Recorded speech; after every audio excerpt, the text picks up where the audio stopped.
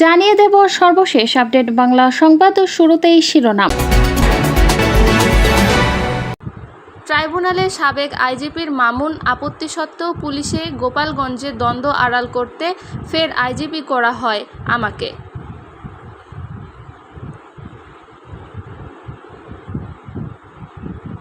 আপত্তি সত্ত্বেও পুলিশে গোপালগঞ্জ দ্বন্দ্ব আড়ালে রাখতে ফের আইজিপি করা হয় তাকে। আন্তর্জাতিক অপরাধ ট্রাইব্যুনালে রাজসাক্ষীর জেরায় এমনটাই জানিয়েছেন সাবেক আইজিপি চৌধুরী আবদুল্লাহ আল মামুন। মামুন জানান, চাকরির মেয়াদ শেষ, 2 দফা মেয়াদ এক্সটেনশন করা হয়। প্রথম দফায় রাজি থাকলেও দ্বিতীয়বার রাজি ছিলেন না তিনি। এছাড়াও 2018 সালের নির্বাচনে কারচুপিতে সহযোগিতার কারণে তিনি সহ অনেক পুলিশ অফিসার পিপিএম পদক পেয়েছিলেন। কিন্তু সাবেক আইজিপি মামুনকে নির্বাচনে কারচুপির কারণেই কি পদকগুলো দেওয়া হয়েছিল কিনা সে সম্পর্কে তিনি নিশ্চিত নন। বৃহস্পতিবার আন্তর্জাতিক অপরাধ ট্রাইব্যুনাল 1 এর চেয়ারম্যান বিচারপতি মোহাম্মদ গোলাম মর্তুজা মজুমদারের নেতৃত্বাধীন 3 সদস্যের বিচারিক প্যানেলে রাজসাক্ষীর জেরা করেন আসামি পক্ষের আইনজীবী আমির হোসেন।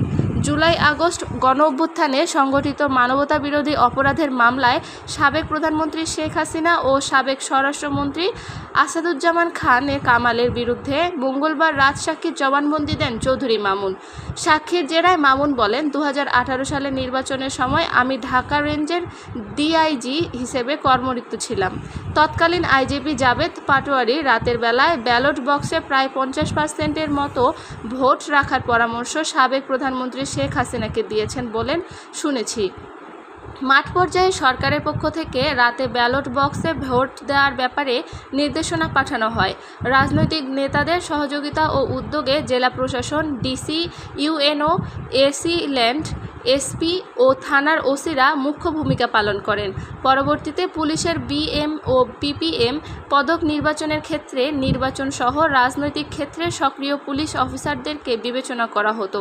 এক্ষেত্রে সঠিকভাবে পেশাদারিত্ব দেখানো হয়নি।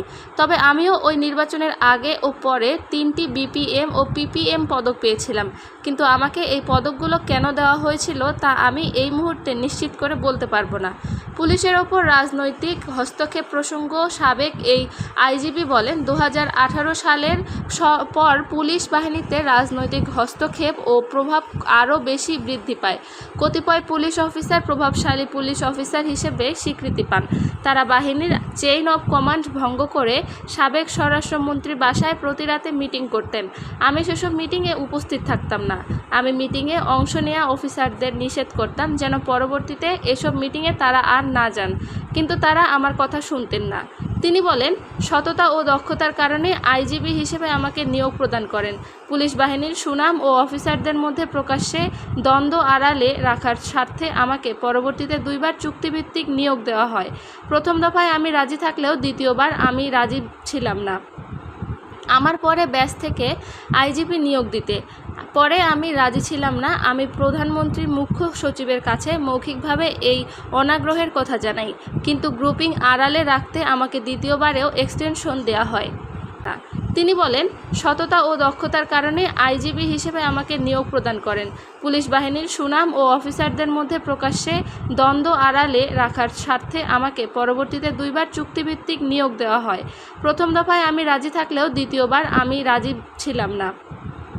আমার পরে ব্যাচ থেকে আইজিপি নিয়োগ দিতে পরে আমি রাজি ছিলাম না। আমি প্রধানমন্ত্রীর মুখ্য সচিবের কাছে মৌখিকভাবে এই অনাগ্রহের কথা জানাই, কিন্তু গ্রুপিং আড়ালে রাখতে আমাকে দ্বিতীয়বারেও এক্সটেনশন দেওয়া হয়।